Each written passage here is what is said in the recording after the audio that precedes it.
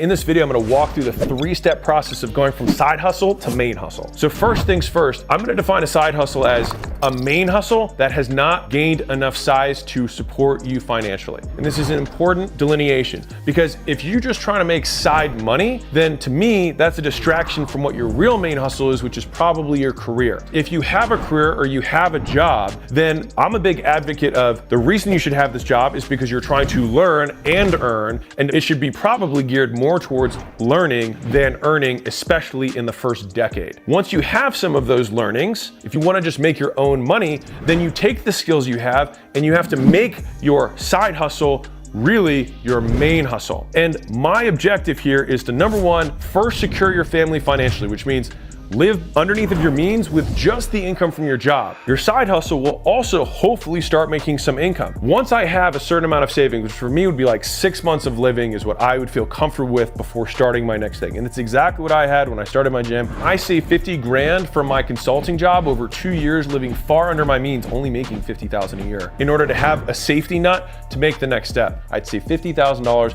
And for me, I lived on less than that. Just do the math on your own. The next step is that I need my side hustle to at least match my income from my current role. Now, is there an exception to that? If for some reason you're only able to work on your side main hustle 4 hours a week and you're doing half of your income as you're doing in your 40, then I would look at that ratio and be like, well, in 4 hours, I'm making half of what I make in 40. If I had the other 36 hours back to add to my 4, would I be able to match that? If you can use logic and say yes, then I would say I'd feel comfortable making the jump. But if you want to be safe, which many people were trying to make this jump, which is, just so you know, the single hardest jump in all of entrepreneurship is going from the safest thing, which is a job, to being 100% eating what you kill. Some people are really easy for it. It was not easy for me. So I want to stack as many things in my favor to make that the lowest risk possible. That's when I started an online business and I got 20 of my friends to pay me $200 a month each. When I started my side hustle, I actually started a charity project where I got all my friends to pay me $200 a month to do their fitness and nutrition programming from home. And I donated all the money they gave me. It was about $4,000 a month. At one point when I decided to transition to my main hustle, which is just going to be fitness, I didn't even start my gym yet, but it was enough that I could live. I just said, hey, would you guys mind paying me instead of the charity? All of them said it was fine. And I transformed $4,000 a month of charity to $4,000 a month of income. And that's how I was able to quit my $50,000 a year job for a $50,000 a year online business. And that's what actually gave me my living expenses when I started at my gym, while I was reinvesting stuff into hiring more people, buying more equipment, and things like that I couldn't afford in the beginning. The phase 3 there was that I'd seen that they had sustained the level of donations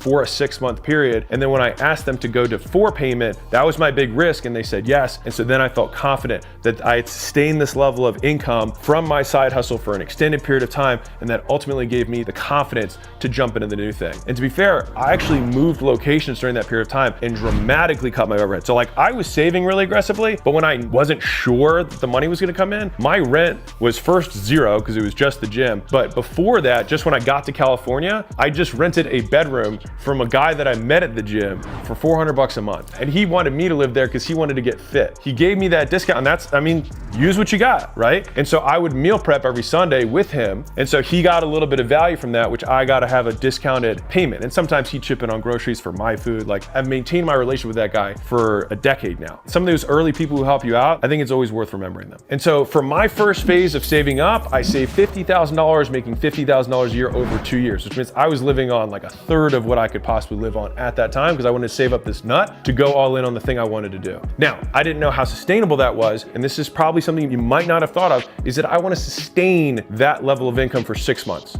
All right, this is like orders of risk. You have the savings, you've matched your current income, you're living below just one income, which means you're banking 3/4 of what you're getting paid probably. And then 3 is that you've shown that it's reliable. Because if you just, the first month you match your income, you quit, and then the next month you drop back down to 0 or 1/4 because you're doing gig work or whatever, that's gonna be really stressful. It's gonna affect the work you do, it's gonna affect how you sell, and honestly, it's gonna affect every other aspect of your life. And so I would wanna see consistency.